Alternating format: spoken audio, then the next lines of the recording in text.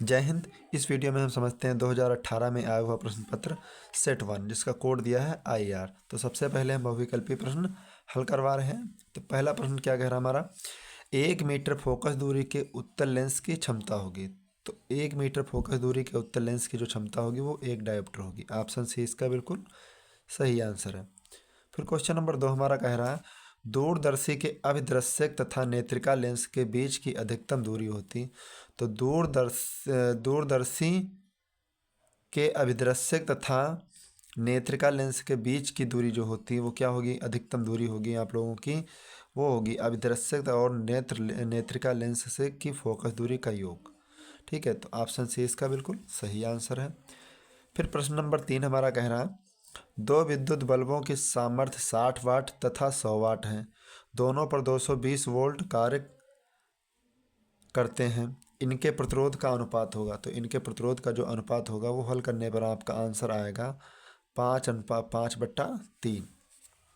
A option बिल्कुल सही है। क्वेश्चन नंबर 4 हमारा कह रहा है, एक मेंस से R1 व R2 प्रतिरोधों के दो तार समांतर क्रम में जोड़े जाते हैं। यदि इनमें प्रवाहित धारा क्रमशः I1 तथा I2 हो तो प्रति सेकेंड उत्पन्न ऊष्मा H1 व H2 का अनुपात होगा। तो H1/H2 बराबर R2/R1। ऑप्शन ए इसका बिल्कुल सही आंसर होगा। फिर क्वेश्चन नंबर 5 कह रहा, विद्युत धारा उत्पन्न करने की युक्ति है। तो विद्युत धारा उत्पन्न करने की जो युक्ति है वो क्या है, विद्युत धारा उत्पन्न करने की धारा मापी, बिल्कुल सही आंसर है। यहाँ पे ये नहीं क्वेश्चन ने कहा कि ज्ञात किससे की जाती है, तो ज्ञात की जाती है मीटर से और उत्पन्न की जाती है धारा मापी से। फिर देखते हैं क्वेश्चन नंबर 6। प्रश्न नंबर 6 हमारा क्या कह रहा है, ओम के नियम के अनुसार विभवांतर तथा धारा के बीच का ग्राफ होगा। तो ओम के नियम के अनुसार विभवांतर तथा धारा के बीच का जो ग्राफ होगा वो सरल रेखा में होगा। ऑप्शन ए इसका सही आंसर। क्वेश्चन नंबर 7 कह रहा हमारा, मानव नेत्र के जिस भाग पर किसी वस्तु का प्रतिबिंब बनता है वह कहाँ बनता है, तो वह दृष्टि पटल पर बनता है। ऑप्शन डी इसका सही आंसर है। क्वेश्चन नंबर 8 कह रहा है हमारा, 1 विलियन में हाइड्रोक्साइड आयन का सांद्रण 1 × 10⁻⁻12 मोल प्रति लीटर है। इस विलेन का पीएच मान होगा। तो इस विलेन का जो पीएच मान होगा वो आप लोगों का होगा 2। ऑप्शन ए इसका सही आंसर है। क्वेश्चन नंबर 9 कह रहा हमारा, 2FeCl2 + 2H2O + Y। तो बना यहाँ पे क्या, 2FeCl2 यानी ferric chloride ferric chloride plus H2SO4 + 2HCl रासायनिक अभिक्रिया में Y का मान होगा। तो Y का जो मान होगा वो क्या होगा, SO2 sulphur dioxide. Question number 10 हमारा कह रहा, एल्युमिनियम कार्बाइड पर जल की अभिक्रिया द्वारा इनमें से कौन सा हाइड्रोकार्बन उत्पन्न होता है। तो एल्युमिनियम कार्बाइड पर जल की क्रिया द्वारा इनमें से जो हाइड्रोकार्बन उत्पन्न होता है तो वो आप लोगों का होता है मेथेन। ऑप्शन बी इसका सही आंसर है। फिर क्वेश्चन कह रहा है, एथिल अल्कोहल का IUPAC नाम है। तो एथिल अल्कोहल का जो IUPAC नाम है वो एथेनॉल है। ऑप्शन ए इसका सही आंसर। क्वेश्चन नंबर 12 कह रहा, धातु है। तो धातु क्या है, लिथियम बिल्कुल धातु है। ठीक है। क्वेश्चन नंबर 13 है, निम्नलिखित में अम्लीय लवण कौन सा है। तो अम्लीय लवण कौन सा है मेरे भाई, याद रखना इस बात को। अम्लीय लवण आपका कौन, sodium by sulphate, sodium by sulphate, baking powder. ठीक है। मादा लिंग हार्मोन को कहते हैं। तो मादा लिंग हार्मोन को क्या कहते हैं, एस्ट्रोजन। क्या कहते हैं, एस्ट्रोजन। फेफड़ों से शुद्ध रक्त आता है। तो शुद्ध रक्त आता है वो धमनियों से आता है। किससे आता है, धमनियों से। धमनी ऑप्शन इसमें नहीं है तो यहाँ पे आता है बाएं आलिंद से। ऑप्शन बी इसका सही आंसर।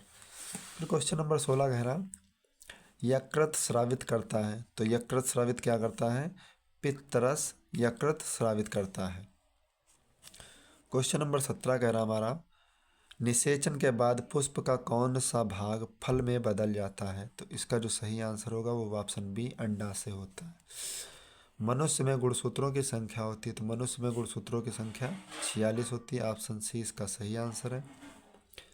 मेंडल ने अपने आनुवंशिकता के प्रयोग के लिए कौन सा पौधा आनुवंशिकता के प्रयोग से कौन से पौधे पर किए? तो किस पर किया था इसका प्रयोग? मेंडल पर किया था। ऑप्शन डी इसका सही आंसर। फिर क्वेश्चन नंबर 20 हमारा कह रहा है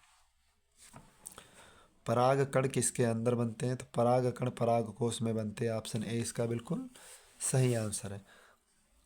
फिर क्वेश्चन नंबर देखते हैं उपखंड का यानी भौतिक विज्ञान का जो खंड है हमारा, तो इसमें सबसे पहले हम आप लोगों को परिभाषा आप ही लोग लगाएंगे, लिखेंगे। ठीक है, देखिए आया है घरेलू वायरिंग में फ्यूज का उपयोग लिखिए। अब हम इसमें आप लोगों को सवाल हल कराएंगे। क्या हल कराएंगे? सवाल जो आपके न्यूमेरिकल आंकिक प्रश्न पेपर में पूछे जाते हैं वहीं हल करवाएंगे। तो इस पेपर में देखिए 2 हैं आंकिक प्रश्न, दोनों हल करवाएंगे। तो क्वेश्चन कह रहा है हमारा 250 प्रतिरोध के तार में 2 एम्पियर की धारा प्रवाहित करने पर ऊर्जा व्यय की दर ज्ञात कीजिए। ऊर्जा व्यय की दर ज्ञात कीजिए। उपयुक्त तार में ऊर्जा व्यय 3600 वाट हो तो तार के सिरों का विभवांतर कितना होगा? विभवांतर भी ज्ञात करना है। अब इस क्वेश्चन को हम कॉपी पर हल करके आप लोगों को बताएंगे।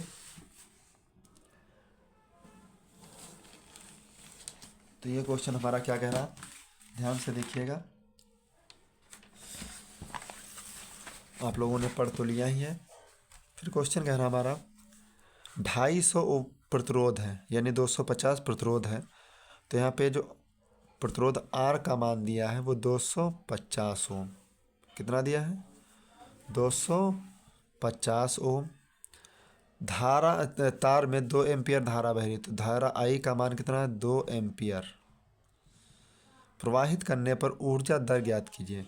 ठीक है, तो ऊर्जा दर ज्ञात करने के लिए हमने आपको सूत्र एक पढ़ा है, P बराबर I square R. I square R. ठीक है, क्या पढ़ा है हमने आप लोगों को? I square R. तो आई का मान कितना दिया मेरे भाई? 2 का स्क्वायर गुणे आर का मान कितना? 250। तो यहाँ पे 2 दूना 4 गुणे 250 की गुणा करेंगे कितने से? 4 से। 250 250 की गुणा 4 से करेंगे तो कितना आएगा? 1000। 25 चौको 100 यानी 1000 वाट। फिर कहा है यहाँ पर सवाल ने कि ऊर्जा व्यय की दर 3600 वाट हो। कितने वाट हो? 3600 वाट। तो ऊर्जा दर की व्यय कितनी है? 3600 वाट। अब भैया हमसे कहा है विभवांतर भी ज्ञात कीजिए। तो विभवांतर V बराबर क्वेश्चन मार्क। तो हमने आप लोगों को एक सूत्र पढ़ाया है, P बराबर VI। तो P का मान कितना दिया? 3600। V का मान कितना आया हमारा? V का मान हमारे पास है नहीं। I का मान कितना दिया? 2। तो यहाँ पर लगाएंगे 2 का स्क्वायर। तो 3600 गुणे 2 का स्क्वायर क्या लगाएंगे हम? P बराबर, लेकिन R की ज़रूरत है हमारे पास, तो यहाँ पर V पूछा है हमसे, तो I का मान I से शायद ना लगे। तो यहाँ पर हम सूत्र लगाएंगे V स्क्वायर बट्टा R। V स्क्वायर बट्टा R। तो V का मान हमें ज्ञात करना। R का मान कितना दिया? 250। तो 3600 गुणे V स्क्वायर बट्टे में 250 है, गुणे में हो जाएगा 250। तो V स्क्वायर बराबर 3600 को लिखेंगे 36 गुणे 100 और लिखेंगे 250 को लिखेंगे 25 गुणे 10। स्क्वायर हटाएंगे, अंडर रूट लगाएंगे। तो V का मान कितना निकला? 36 का वर्ग 6, 6 का वर्ग 100 किसका वर्ग? 10 का वर्ग, 25 वर्ग किसका? 5 का। और यहाँ पर अंडर रूट में क्या बचेगा? 10। तो V बराबर क्या आ जाएगा? 6 पंचे 30 यानी 300। 6 सामान 60, 60 की गुणा 5 से करेंगे तो 300 आएगा। 300 अंडर रूट 10। तो अंडर रूट 10 जो मान है वो किसका होता है? तो लगभग आएगा 3.16। तो इसकी गुणा करेंगे तो कितना आ जाएगा? लगभग 948.48 आएगा। ठीक है, वोल्टेज। इतना आया हमारा क्या? विभवांतर। फिर इसके बाद अगला क्वेश्चन क्या कह रहा हमारा? अगला क्वेश्चन भी पढ़ लीजिए ध्यान से। क्वेश्चन ने कहा है 2 मीटर लंबे चालक में 10 एम्पियर की धारा प्रवाहित है। यह 2 वेबर प्रति मीटर स्क्वायर के चुंबकीय क्षेत्र में रखा है। चालक में लगने वाले चुंबकीय बल का मान ज्ञात कीजिए यदि धारावाही चालक चुंबकीय क्षेत्र के समांतर है। फिर कहा लंबवत है। फिर कहा 45 अंश का कोण बनाते हुए रखा जाए। तो इस क्वेश्चन को हमसे चुंबकीय क्षेत्र ज्ञात करना है, ठीक है, चुंबकीय बल का मान ज्ञात करना है। अब इस क्वेश्चन को हम कॉपी पर हल करेंगे। तो क्वेश्चन क्या कह रहा है, वापस से पढ़ लीजिएगा।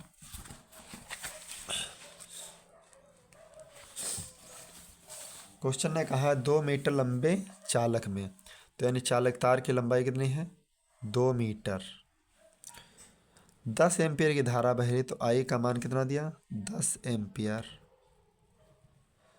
2 मीटर यानी वेबर का मान कितना दिया, 2 मीटर, 2 वेबर प्रति मीटर स्क्वायर के चुंबकीय क्षेत्र को बी से प्रदर्शित करते हैं मेरे भाई। लगने वाले बल का मान ज्ञात कीजिए, एफ का मान ज्ञात कीजिए। पहला कह रहा है समांतर हो, तो समांतर जब होता तो वहाँ पर थीटा का मान क्या लगाते हैं, 0 अंश। कितना लगाते हैं, 0 अंश। फिर यहाँ पे देखते हैं थीटा का मान 0 अंश। तब सूत्र हमने आप लोगों को एक पढ़ा रखा, सूत्र आप लोगों ने पढ़ा होगा, IBL साइन थीटा। तो आई का मान यहाँ पे 10 एम्पियर, आई का मान 10, बी का मान 2 और एल का मान 2, साइन थीटा का मान कितना, 0। तो 10 गुणे बी, 2 दूना 4 दशमलव 40 गुणा साइन 0 का मान कितना आता है, 0।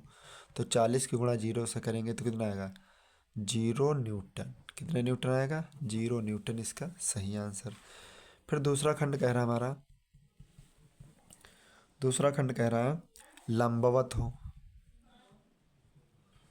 लंबवत होने में थीटा का मान कितना अंश लगाते हैं, 90 अंश। तो सूत्र आप लोगों ने पढ़ा, F बराबर IBL साइन 90। थीटा की जगह क्या लगाएंगे, 90। IBL का मान कितना आया हमारे पास, देख लीजिए 40, और 90 साइन 90 का मान 1, तो उत्तर कितना आएगा, 40 न्यूटन इसका सही आंसर। फिर इसके बाद देखते हैं तीसरा पार्ट क्या कह रहा हमारा। तीसरा पार्ट कह रहा हमारा 45 अंश का कोण बनाए, यानी तीसरा पार्ट जो कह रहा है थीटा बराबर 45 अंश का कोण बनाए। तब क्या सूत्र लगाएंगे, F बराबर IBL साइन थीटा। तो IBL को हल किया तो कितना आया हमारे पास, 40, और साइन थीटा की जगह क्या लगाएंगे, 45। तो 40 गुणे साइन थीटा का मान, साइन 45 का मान 1/√2, √2 से हर में गुणा, √2 से अंश में गुणा, तो क्या आ जाएगा हमारे पास, 40 √2/2 न्यूटन। इतना हमारा बिल्कुल सटीक आंसर है, ठीक है। इसके बाद हम देखते हैं आगे, हल कराते हैं आप लोगों को। इसके बाद कोई भी न्यूमेरिकल नहीं आए हैं। अब यहाँ पे देखिए, इस क्वेश्चन में आप लोगों का जो आंसर मिल रहा होगा वो पॉइंट पे मिल रहा हो, तो यहाँ पे √2 का मान रखेंगे 4.141, ठीक है, तब आप लोगों का आंसर सही आ जाएगा।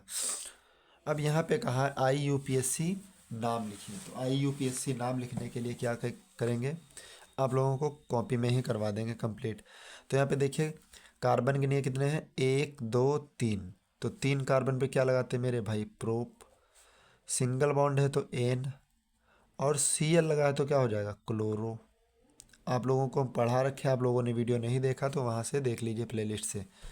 तो यहाँ पे क्या हो जाएगा, क्लोरोप्रोपेन, क्लोरोप्रोपेन इसका IUPAC नाम हो जाएगा। फिर यहाँ पे क्या कह रहा है हमारा, देखिए यहाँ पे हो जाएगा 1 2 3, 3 कार्बन पे फिर लगाएंगे प्रोप, क्या लगाएंगे, प्रोप। और फिर देखिए दूसरे कार्बन पे क्या लगा है, ऑल, 2OH लगा है, यानी दूसरे कार्बन पे तो लिखेंगे 2 आल, तो क्या हो जाएगा, 2 प्रोपेनाल, 2 प्रोपेनाल, 2 प्रोपेनाल इसका सही आंसर है, ठीक है। फिर आगे देखिए कहा है सोडियम कार्बोनेट के जलीय विलयन, ये भी आपको परिभाषा लिखनी। बेकिंग सोडा किस प्रकार बनाया जाता है, इसका उपयोग भी लिखना है आप लोगों को। संक्षिप्त टिप्पणी लिखिए, साबुनीकरण, दहन, सजातीय श्रेणी, ये आप लोगों को ही लिखना है।